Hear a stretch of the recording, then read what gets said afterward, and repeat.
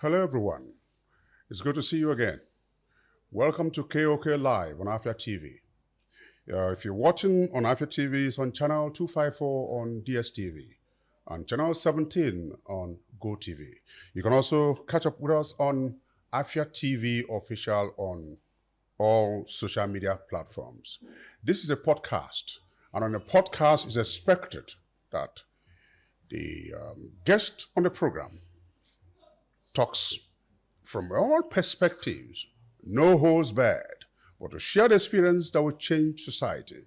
And today, we're glad to have, the topic is the death of family values against the backdrop of economic realities or hardship in Nigeria. When we talk about death, we're talking about DEARTH, which means lack, deficiency of family values against the backdrop of the realities in our country. So we expect our guest, who is already seated here, to give us a full knowledge, 100%, of how he grew up, what it was then, and what it is now. And tell us whether the economic realities should be part of sustaining the large and the lack of what families want. Our guest today on this program is Chilaka Njoku. He hails from Imo State. He is the CEO of Sputnet Records and Managing Director of CWAT Nigeria. He's the man behind the discovery of one of the biggest artists from the Southeast region, Fino. And he is a telecommunications engineer who previously worked with the telecom company MTN. He's also into construction and agriculture. He's a public affairs analyst and advocate for the development of Alibo, where we are. He's happily married with children. You see, this is one part of the program I will want to ask and start with. Maybe it's a controversial note. Tell us how happily married you are. Welcome to the program. Thank you very much. What does it mean to you to be happily married? You know, my perspective is this. When you're happy going back home, when you're happy staying at home, when you are satisfied staying with your family, then you can say you're happily married. But you and I know, without any protest, Yes. that most men stay in the lounges and beer parlors till 10, 11 p.m. And the language is always like, by the time I get back, that idiot has slept.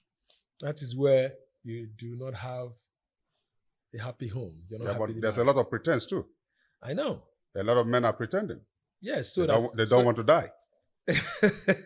Let's be realistic They're here. staying at home because they don't want trouble. Is that what you mean? Yes, of course. I know. Most men run from their homes. They only come back after 11 p.m., To 1 reduce a.m., conflict. and the food on the table is never eaten. So when I hear he's happily married with children, I want to reiterate and ask, is this happily married for the sake of social media? No. Ask one and working on ma. Look, I'll tell you a little bit of a story about me. Okay. The moment I started working, I had an ideology about marriage Mhm. because my parents lived together till the end, till my mom died some years back. You know, it wasn't all rosy, but I saw both of them committed in staying together. So I learned marriage to be that way. Growing up, I had a couple of cousins who had marital issues, mostly people living outside Nigeria. So while all that was going on, I was picking up lessons from them. Why are these people running into these problems? So I also didn't believe in living immorally. So I wanted to, the moment I got my finances. Immorally, is it going to the nightclub? Because some people think, No. to go to the nightclub, that's sin. No, it depends on what you do when you go to the nightclub. I had to go to nightclub a lot of times while doing music promo. But we Because go there I for know a that purpose. Fido, the champion of the music we all listen to, also leads us into the nightclub and also leads us out of the nightclub. I'm talking about our brother Flavor. Today, music promo has even changed. It's more on social media. But back then, we used to go to the nightclub. So as early as 26, 27, I was conscious of getting a decent wife. So I started searching. It wasn't rosy. It wasn't easy. Decent is a word. It's relative. Yes. I know, but I knew what I wanted. So I was measuring based on what I wanted. I met the first person, someone from Enugu State here. My parents were not 100% in support, but there are not those parents who will say, go here, don't go there. So I went into it, started the process. I knew, I can say that today, that I had some fears, but I let my emotion and my sentiments To lead you. to lead me, because I had made promises to her quite early to marry her. So that was quite premature. So sometime, somewhere, I knew I was boxed up. I started trying to work on the inside to change things so that my parents and other people won't see what is wrong. I did that for a long time, during which I solicited for divine intervention. At some point, a lot of things, were not working. I knew it was time to work. This took me almost 2 years. So I was now approaching to an age. And the girl was not also getting younger. No.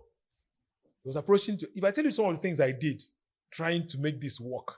It's good you share it on the podcast. Because one thing I know about podcasts is you got to speak so that people will not make the same mistakes. It's not necessarily for immoral speaking or... Yes. Please share some with us. In some situations. Okay, there was a time we had a serious conflict. So what happened was that she was in my room. And so I went to work. On my way back, I was a night mile. I was working in Enugu then. I was not living here, but I was visiting. So I was in a hotel. So she was there. So I called her, I said, order food for me. I want to eat when I come back. I'm really hungry because I was coming from Benue State. So I got back to the room. A friend of hers was there with her. Yes. So, we're planning marriage. What's your friend doing here? And I saw her baggages. So I was like, is this girl going to sleep in this room? She said, baby, she's just stranded. It's just for the night. Please don't be angry. I was already upset. So, but I managed it. Just like say, a lot of men will pretend for things to move forward. So I just managed it. They brought the food. I had already lost appetite out of that, anger. So after eating, I went to bed straight. In the morning, we had been discussing marriage. So we're going to get married in Enugu. We're going to do traditional but wedding. you are missing something before the morning. Una no do. Obviously. Because the presence of her friend, did it stop the doing the No, there nothing could happen. Obviously. But that was not my worry. Okay. That girl in particular, I was not comfortable with her. And then you don't bring another lady into your matrimonial space. That's what it is at that point. Yes. So in the morning, we had discussed to have a traditional wedding. So I called my dad to inform him that look at the plans. He said, why do you want to? Okay, no. She came up with the idea of do traditional wedding in their village. So that we should do a white wedding in Enugu town. Then do traditional then. I had 2 elder brothers. They weren't married. So when I called my dad, I said, look at the plan I have made. He said, why the rush? Why do you want to do, Then my dad was a commissioner in Imo State. So he said, I wanted the governor to come for your wedding. My first son getting married. Why don't you do your traditional? Then we can come do white, where? I mean, you've done what you need to do for your in-laws. Okay. In Enugu here. So I said, he said, why? What was driving this decision? I said, it's finances. He said, okay, give me a few minutes, I'll call you back. After 10 minutes, he calls me back and said, I'll give you $1 million naira. As a den? As a den. That was good, big money so then. I said, thank you, Daddy, and got off the phone. I went to the girl to say that we have $1 million naira. Now we can do our wedding, traditional here. I can buy you a car, and we'll still have money. Because I know that the wedding, where my dad will obviously host it. This girl took offense. Why would we discuss something and my dad would change it? I couldn't understand the perspective she was coming from. This was a conversation between me and her. Now we're talking in the bathroom because the other girl was in the room. Yes. This girl's voice started going up. I was trying to calm her down. It wasn't working. So today I understand what she was doing. She was trying to prove to her friend she was in charge and could control this dude. Red flag. Red flag. So before I knew it, she was holding my shirt. Yes. Abodo style. Serious 3 style. She wanted me to fight with her. I was being cautious. This is a hotel where then my company where I work for was.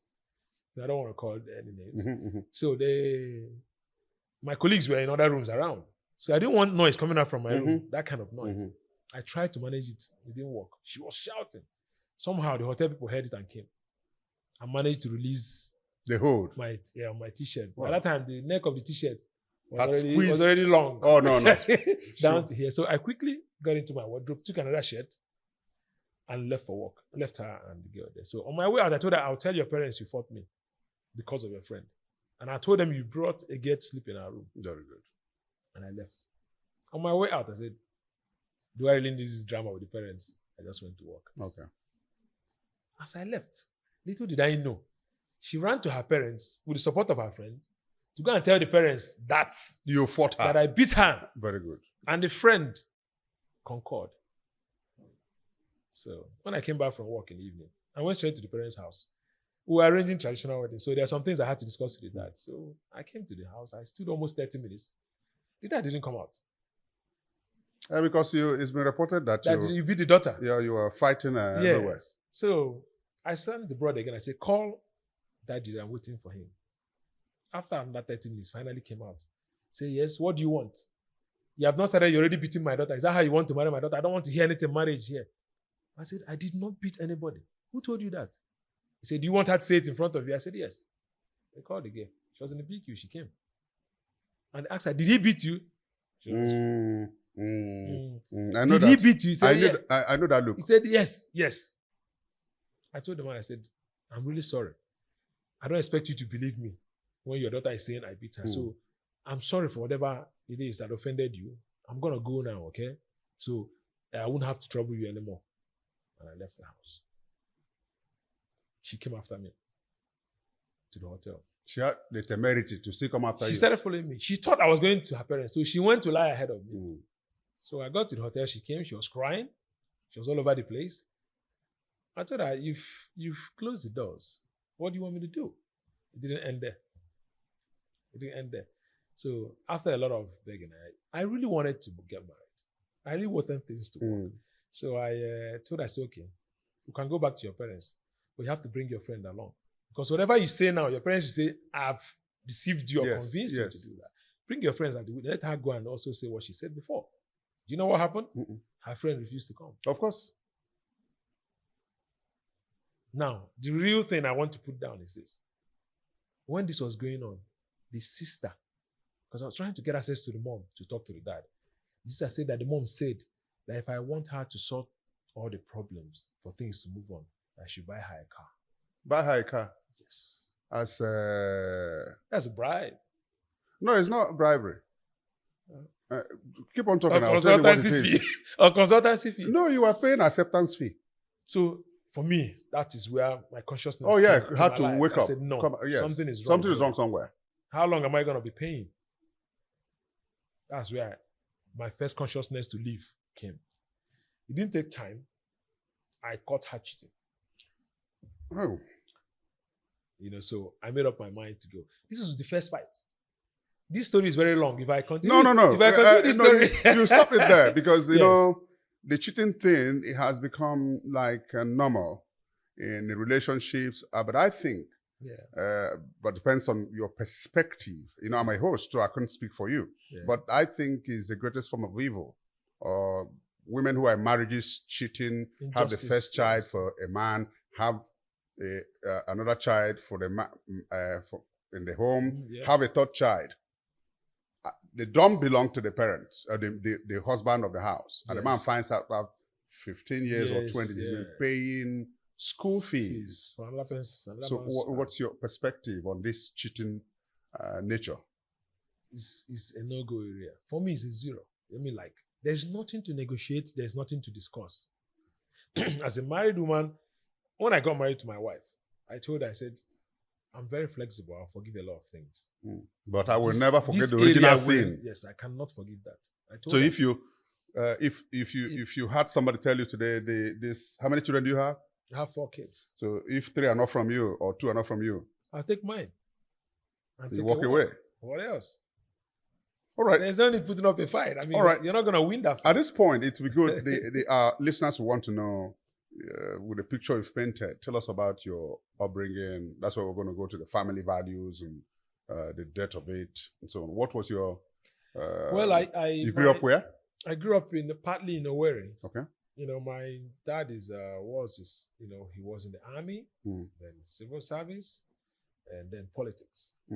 So I left home when I was, we're 7, 4 guys and 3 ladies. You know, my mom is a nurse. Okay. So we lived in the medium, like fair housing in Owerri, medium. That's when nurses had conscience.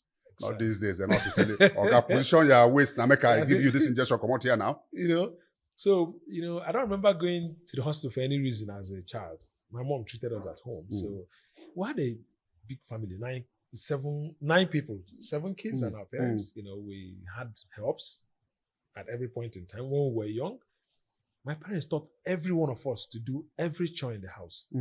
So I cook, I farm, I do everything.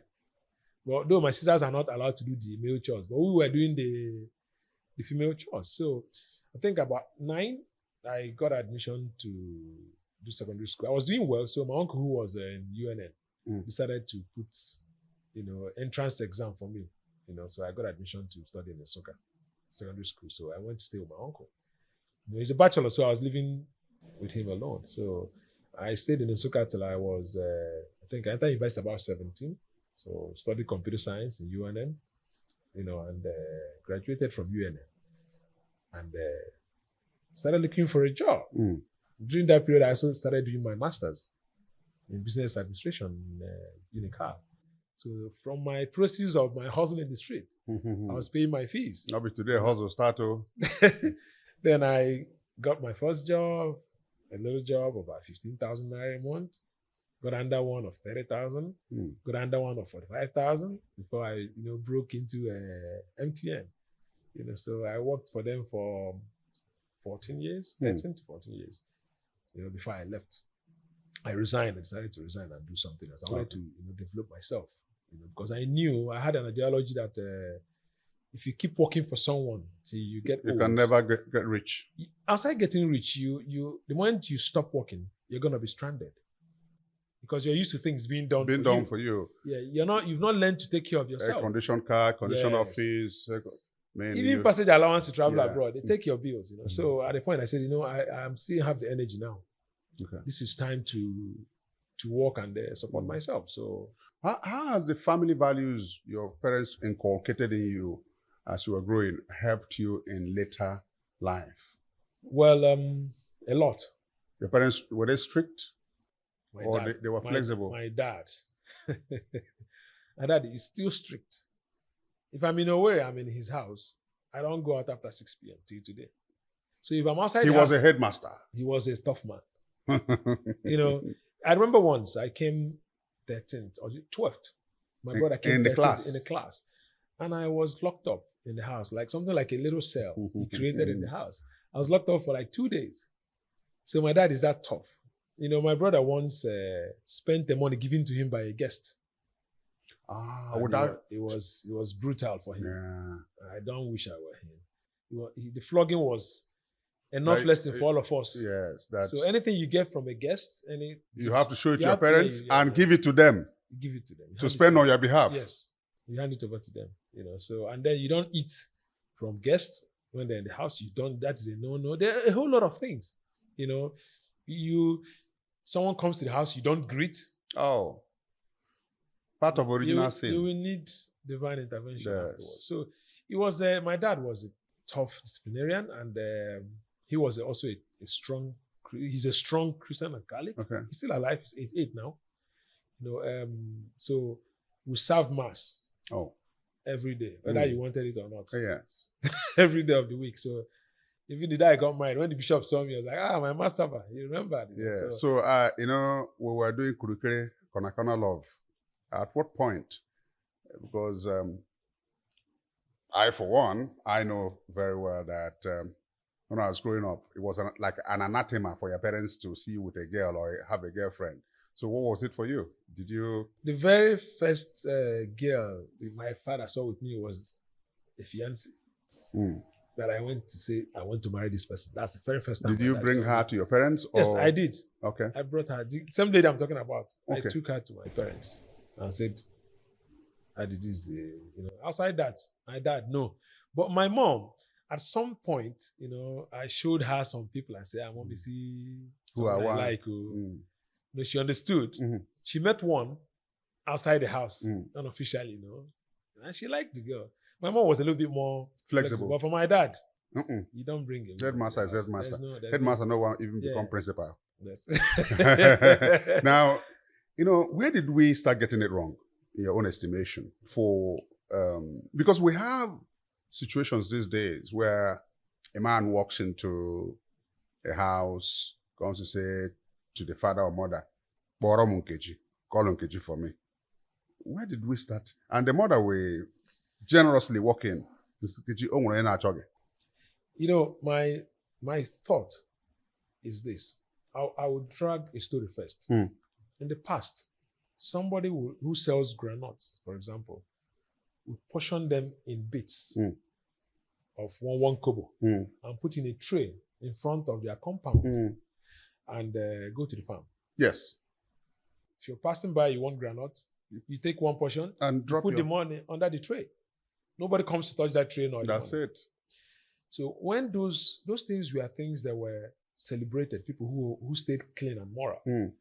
When we changed, I remember when the 419 people started trending. For me, that was when the problem started. Okay. I know the Civil War had its impact, from my study of history. But the one I saw with my eyes is when the 419 people came and money became the standard of measurement of success and achievement. People with money were the ones being celebrated. Yes. So it became totally commercial. That's the point where the problem started. Why? Because, every parent wanted their own child to succeed. And if the parameter for measurement of success is money, you want your child to make money. So we started training gradually. Anything that doesn't get measured doesn't get corrected. Exactly. So nobody was measuring or trying to check. We started making people who are supposed to be criminals traditional rulers. Exactly. Started, when the military... Giving them front pews in the church, calling them to be chief launcher, even when we know their criminal intent. The military also played its role. Okay. When they did the election, I think it was Babangida's election, the first one, and cancelled it. The new breed politicians. Yes. Who had a good setting. They cancelled it. When they set for the second one, the decent people did not show up. Yes. Because they thought it also was going to be cancelled. So it was those hopeless people. Like me and you, when we left school, we believed in what we studied. So we went to look for jobs. And we've got jobs. There are people who knew if they went for interviews, they were not going to pass. These are people that hit the street. Today, some of them are better than you and I monetarily because they were ready to do anything, knowing that they don't stand a chance going through the straight path. That is what happened in politics. The criminals came to contest for election because they had money, they had nothing else to do. That's how they started becoming governors. And since then, they're holding the whole country and the society, the norms under siege. And are still buying deeply into it with a large pocket. Every day, because the young boy who's giving birth 20 years ago doesn't know anything different from this as what works. Go carry ballot box, win election, and you start becoming the celebrity. Everybody starts celebrating. What's your angle or thinking about Egombute? It's part of this ideology I'm talking about. Nobody wants to go. I know how many years I've worked. I know how many years I've put in. Some young man came to me one day and said that he wanted to be like me. I said, really, are you sure? He said, yes. I said, do you know that I had to drink garri sometime without sugar? Not because I didn't like sugar, because sugar was a luxury. I said, do you know I've eaten rice that had only crayfish in it? It didn't have tomato to survive. Not because you don't like Not because I don't like crayfish. Yes. I've lived in this. My dad was a commissioner at some point. I was living with a security man in a security house in a company in Transamadi in Port Harcourt. Because I wanted to succeed. I didn't want to come home. I wanted to succeed because I was struggling to get something. I was doing a job that was paying me 15,000. I couldn't pay rent. So when I was telling him these things, he started his countenance started changing. I said, this is just a few. Do you know I did my master's, paying my fees? True. Nobody was paying for it. And I didn't have a job at the time. I had the discipline to save every kobo. I used to go to companies there to install antivirus in their computers. Then it was 5,000 naira. I've stayed 2 days without food. I had to go to an aboki. There's a friend of mine, a decade. He lives in Lagos. He knows this story. There's this aboki that lives near. We're staying in a friend's house in Port Harcourt, in Sangana Street. We didn't have food to eat. We'll go to that aboki and beg him. Aboki. He will give us 5 naira biscuit, 2 each. And then we'll take condensed milk, 1 each. And that was the meal for 2 days. I told him, do you know I went through all this and I stayed focused. And I kept reading. I kept studying. I studied computer science in university. I worked as a computer scientist just for 2 years. I realized that I was a support staff at each time I worked. I changed my profession too. I joined MTN as a mechanical engineer. I trained myself. I told him that, do you know I changed my course without going to any university? I trained to be a mechanical engineer. You know, I also worked as an electronics and electrical engineer for companies without going to university. I have 2 masters. I paid through by myself. I didn't spend those monies on fancy things. He was quiet. I told him, do you know how many times I tried before I got my wife? 4 times. She was the 4th attempt. Are you willing to try 4 times? Or even more? Or you just see a girl that has the usual egombute of the backyard. Yes. And then you follow her through. Yes. And an elder sees without caring her background or where she's coming from. And somebody calls you and says, I said, my son, there's no road here. And you still go because you are old school. I'm seeing the road. You allow your sentiments and your emotions to lead your way. That will not lead you to where I am. So I told him, I say, you must, you must carry discipline on your back at every point in time. Listen to good counsel. Like me, I choose who I listen to counsel from. You must have excelled in the area I'm going to ask for your advice. So as a young boy, as early as when I was 16, I did IT every year I was in university. First year, nobody asked me to. I wanted to learn. We went on strike. I did 7 months IT because we were on strike for like 8 months. Each time we were on strike, I went for IT. He allowed me to learn every aspect of the economy. So the boy was suddenly quiet. He said, boss, you've gone a long way. I said, yes. Are you ready to go the long way? He said, boss, it's not the same thing. Then I say, it's the same thing. The same thing. It's the same thing. So you're already telling me you're not ready to go through the right path. So I understand the limitations in thinking. They can't imagine going through all those pains. We knew life to be that way. You have to succeed by working hard. So that's the ideology taught to us. Yes. Today I still do it with my kids. Sometimes I dry up things in the house. I take out their supplies. And I tell them, Daddy doesn't have any money. That's it. There's once I told him, I said, I don't have any money anymore, but there's something we can do online. We can be updating information or writing documents for people, they pay us. All of them came and said, Daddy, let's help you. So I got them laptops and they were writing things. I simulated it. That's it. And I got paid. I told them we've been paid. I'm building a culture of working for them. That's it. Financial management too. My car, I pay the car wash person 2,000 naira to wash my car. My son is 14 now. I said, you know what? No more pizza for you. If you want pizza, my car. That's it. 2K. That's it. You wash 8 times, you got a pizza. That's it. I'm sending in the culture of earning. And hard work. My dad built a house in the village. He didn't put fence in it. For so many years. Then we thought my dad was wicked to us. He made us go to the village during holiday, cut bamboo. We'll go to the bamboo to cut bamboo and use it to make a frame and use zinc to... The same zinc they used when they were building the house. We're constantly using it to keep a fence around the house for so many years.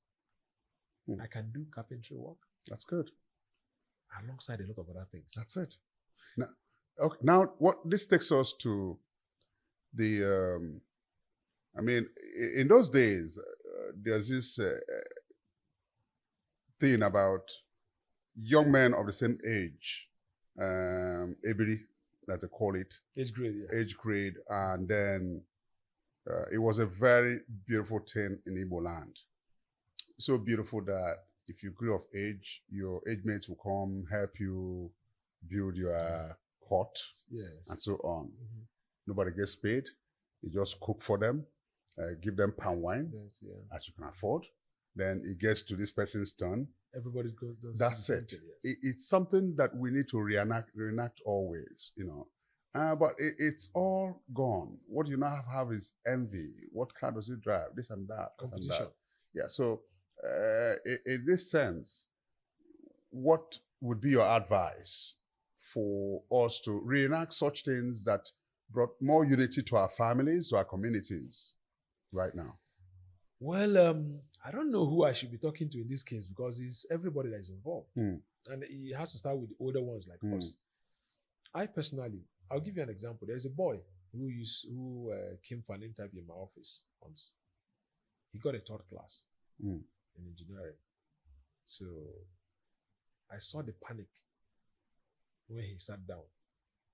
So I asked him a couple of questions. He was jittery. He couldn't answer. I told him, "You're scared?" He said, "Yes, sir." "Because you have a third class?" He said, "Yes, sir." I said, "It doesn't matter." It doesn't matter. "Tell me what you can do." That's it. He said he can arrange things. He can, I told him, "Really? Are you an engineer?" He said, "Yes." I told him, I said, "I'm going to employ you. But you have to work." I said, "I'm going to be on your case. But you have to tell me something sincerely." I said, "Why did you get third class?" He said he was distracted. They were drinking beer and walking around the school. I said, "Okay, good. So now you know what your problem is." Yes.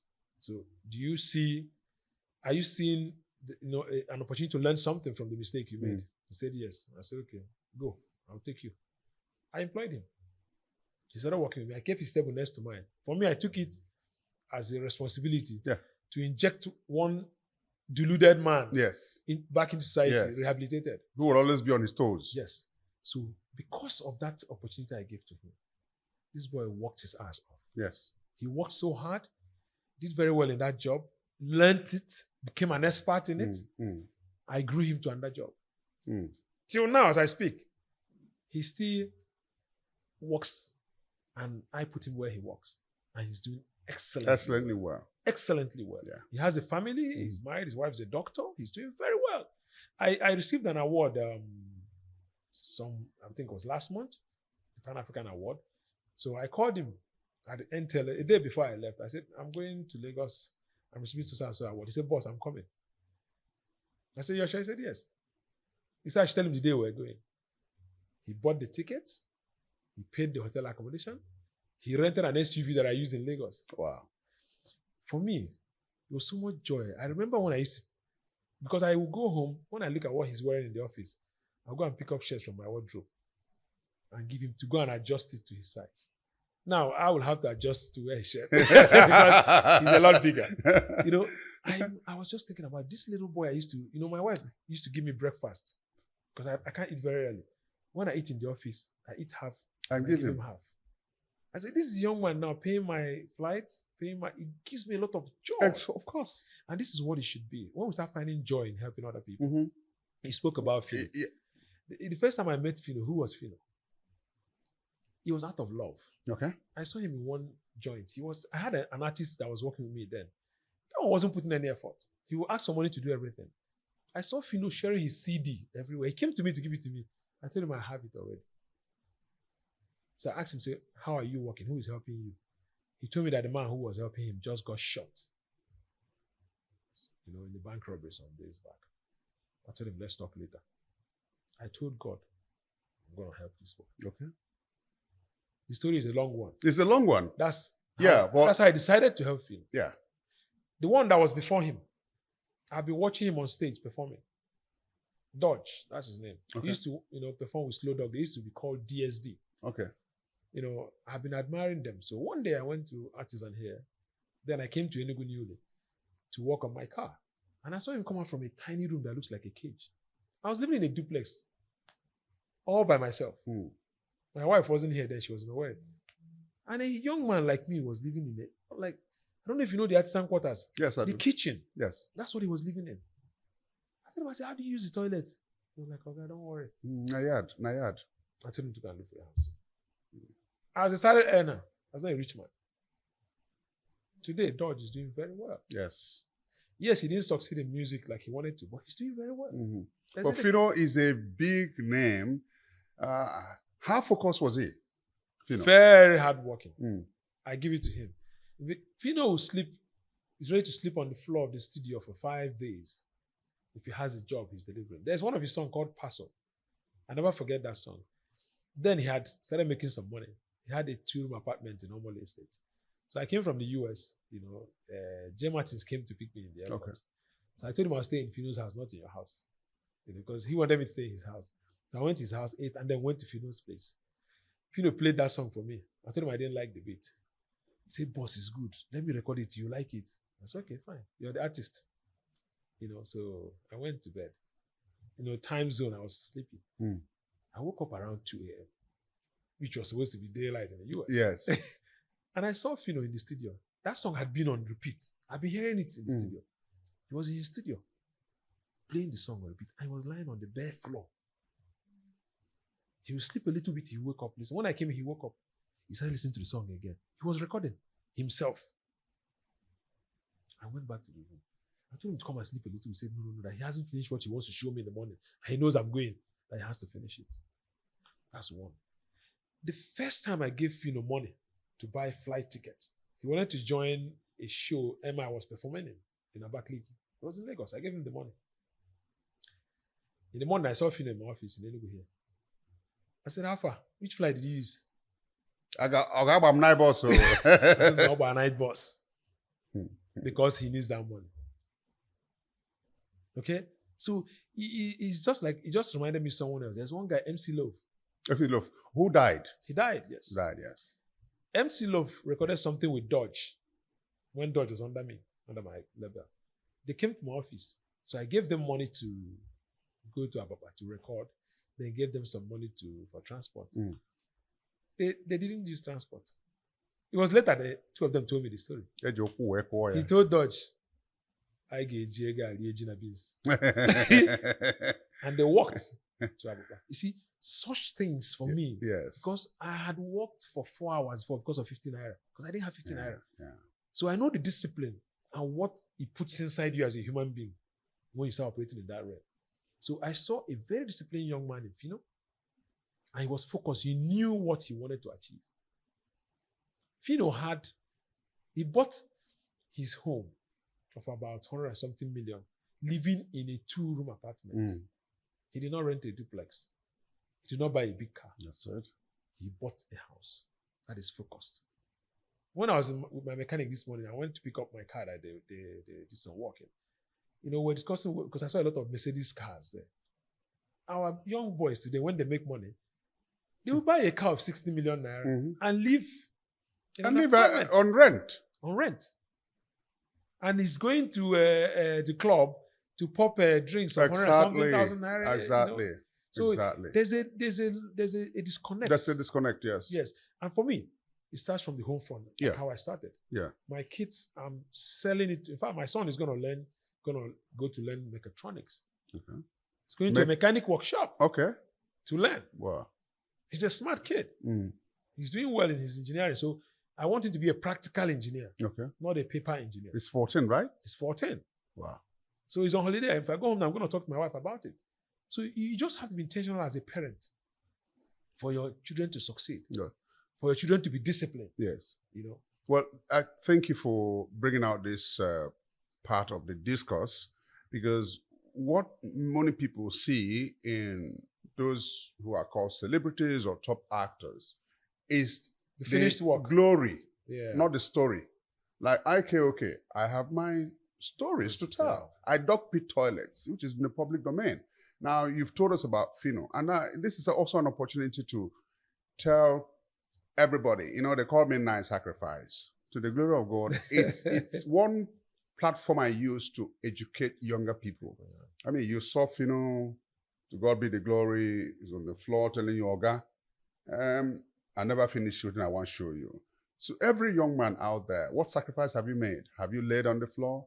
You don't have to go through what we went through, but there's need for you to make some sacrifices for your tomorrow. Yes. It's very important. And this idea of the first thing that occurs to a young man for whatever he does is to go and buy a car, not even to invest in a property. It's a very wrong one. And that takes me to the next thing I will ask you about, what the kind of youths we have now. A statement was made by the outgone President Buhari that Nigerian youths are lazy. It brought some discourse. You know, I don't know whether to say, but maybe the one who made a statement was a problem. But is it true that Nigerian youth are lazy? That will take us to the angle of we knowing what has happened to the families and so on. Because I think it's a very sad thing that after your parents have sent you to school, university, and so on, at 30, 35, you're still eating in your father's house. This takes my mind to something. There's a primary school where my kids attend. On one of the PTA meetings, I was sitting at the back. It was mostly women. The guys don't come for PTA. They don't want to know about their kids. That's it. This is a problem. Mm-hmm. So I'll tell you what happened at the meeting. The school wanted to take views from parents on how to make amendments. There are a lot of stories. Parents say, we want the classroom air conditioned. We want the kids this, we want that, we want this, we want that. Someone even said that they give them too much assignments. I mean, I was just listening.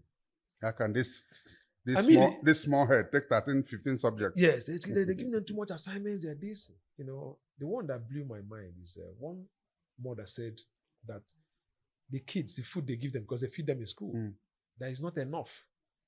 That the kids come home very hungry. You know, and that she has to drive into Crunchies or some eatery to give them food before they get home.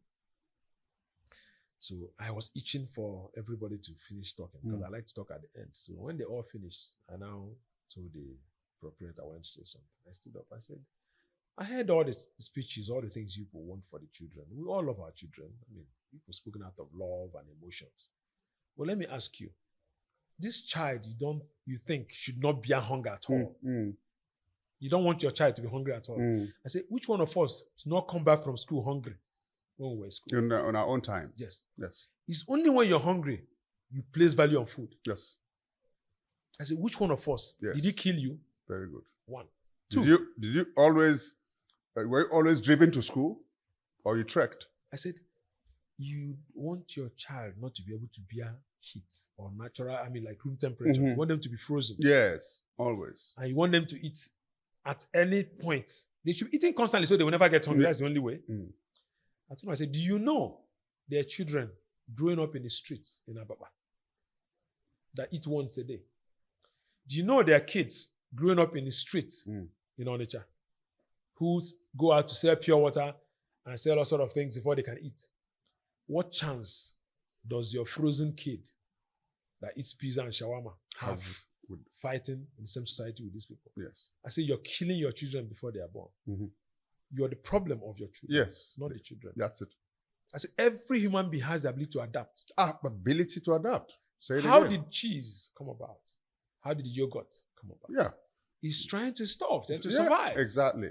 I say, difficult times pushes human beings to innovate. Exactly. To think. Exactly. You're taking away the ability of your child to strive, to innovate, to think. Fit into the society. The reality of the moment. A friend of mine, may he so rest in peace, he's late. There's a time they were having issues with managing the parents' resources. So he told me that it's his mother that is the problem. That when they were small, during our time, their dad was rich. And when they finish eating dinner, they fry a tray of chicken and keep on the table for them to eat while they are watching cartoon. Too much money. See, nobody happiness. Goes to look for what they have. Yeah. So when you sold to your child that you have it, they don't learn the culture of fighting. They're gonna be stranded. Stranded. When they see the real, while I was studying philosophy, we were told, is this Chinese philosophy? A particular king never allowed his son to see suffering, poverty, people, that a human being could die. So one day the prince left the palace And then there was a crowd gathered somewhere, and the prince had asked, "What's going on?" As somebody was trying to explain, the prince walked close and saw a man stretched out. People were weeping. The first day the prince saw a corpse. Yeah. The first day the prince saw people could weep. All he has seen all his life was merriment. Celebration, yes. The prince refused to come back to the palace after that. So when we deny our children the opportunity or the chance to see the other side of life, many parents think they are doing their kids a favor. Yes, I agreed with the insecurity in the country.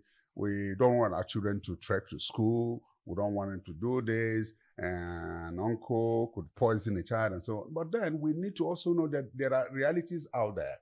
And that takes me to a new angle that I have just discussed with people and so on. And I said, do you know in Nigeria today, and you have to give me your perspective, okay, those who are in leadership are the ones who never did well in school. They were business savvy, but academically deficient. If you come to those who come to the school, 2 weeks exam, these are the guys leading Nigeria today. If a chicken gets lost in a village, it is them. They're responsible. That's it. You know what I said before, when I said when the military people disenfranchised the smart and decent people, yes, and the criminals came in. I also mentioned that these people, when they left school, they were hopeless. They knew they couldn't fight with some of us who knew what to do, yes, or what to answer at the interview. So they didn't even take a shot. Some of them were with past degrees, third class. They never fought. This man who knew that he was deficient fought. I'll give you a little, there was this little story, something that happened in my house. We're 4 guys and 3 girls, like I said before. Someone poured water on my mother's bed. We had a suspicion because my mom had flogged one of my brothers. So my dad called us. Nobody agreed to be responsible for it. So he came to us and he brought 7 sticks and gave everyone. And 4 told boys, us 3 girls. Everybody had one broomstick. He said, I know the length of everybody's stick. Go. I've done something to it.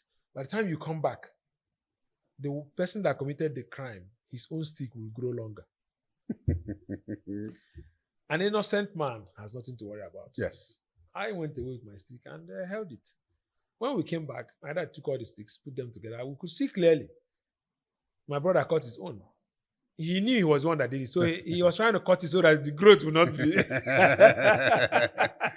So naturally, people who feel they're deficient in any way, they are the ones that fight even things that don't exist.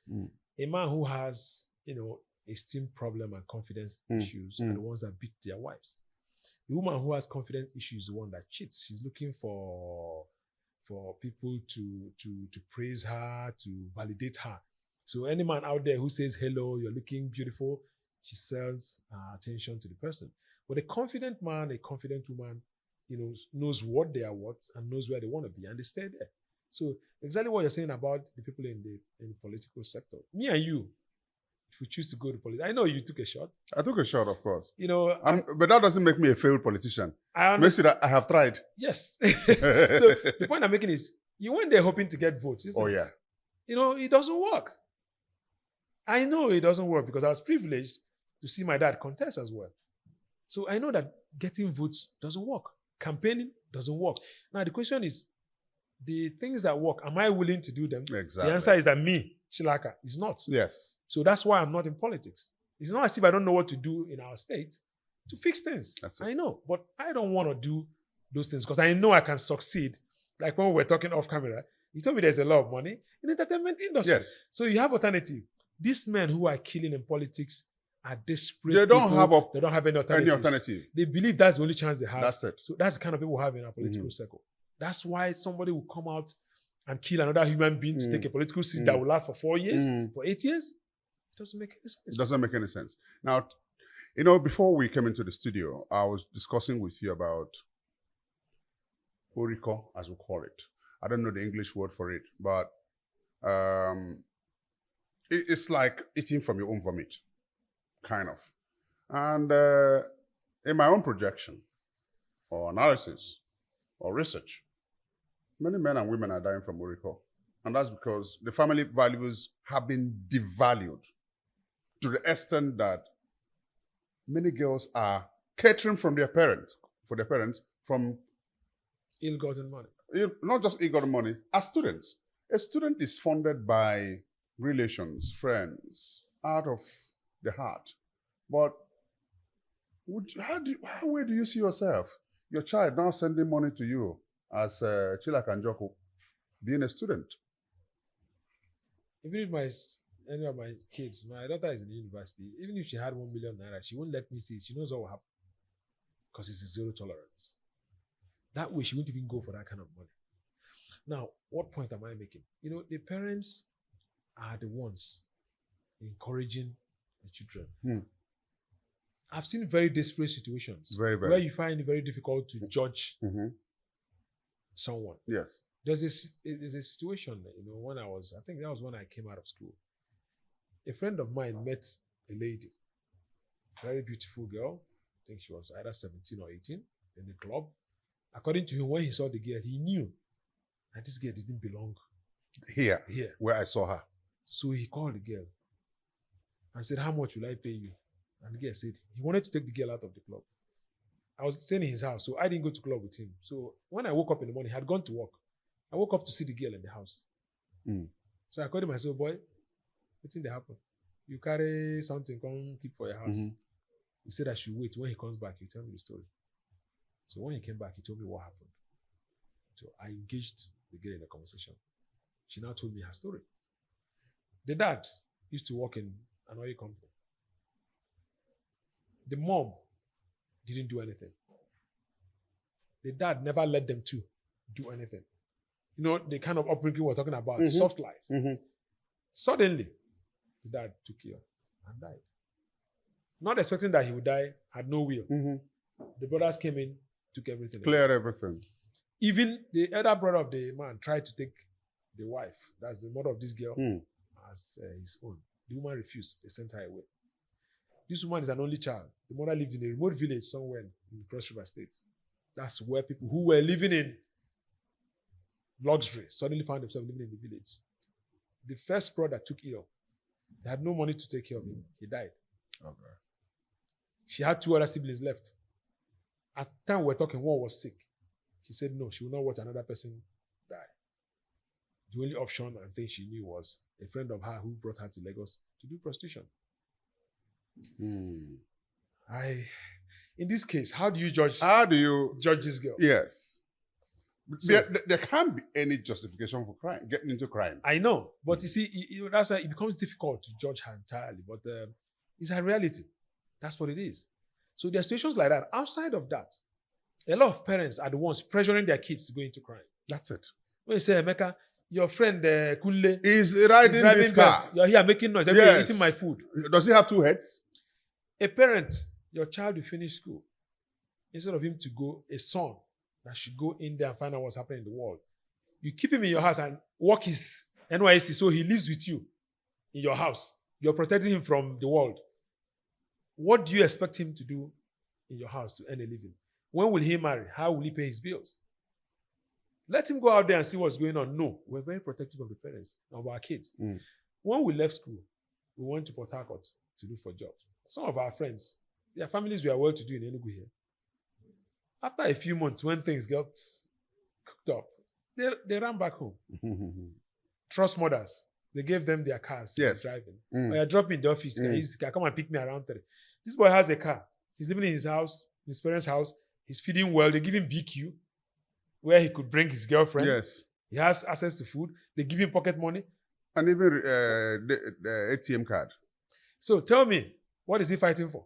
He's comfortable. We were in Port Harcourt, we were struggling. By the time we had gone through the bad patches and we started getting jobs, we were now coming back to town. Some of us were looking for wives. We're coming to Enugu with our own cars.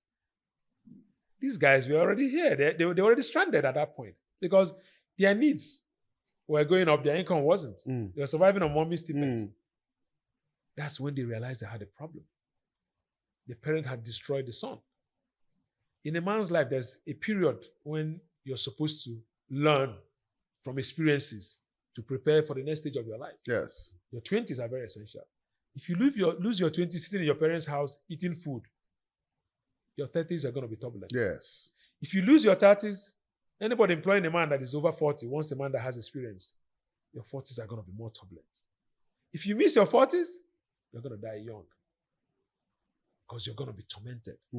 You're supposed to build a family within 30s and 40s. You don't build one. It's either you're going to try building a family in your 50s, and you're going to be going for a school run when your mates are turning to grandfathers.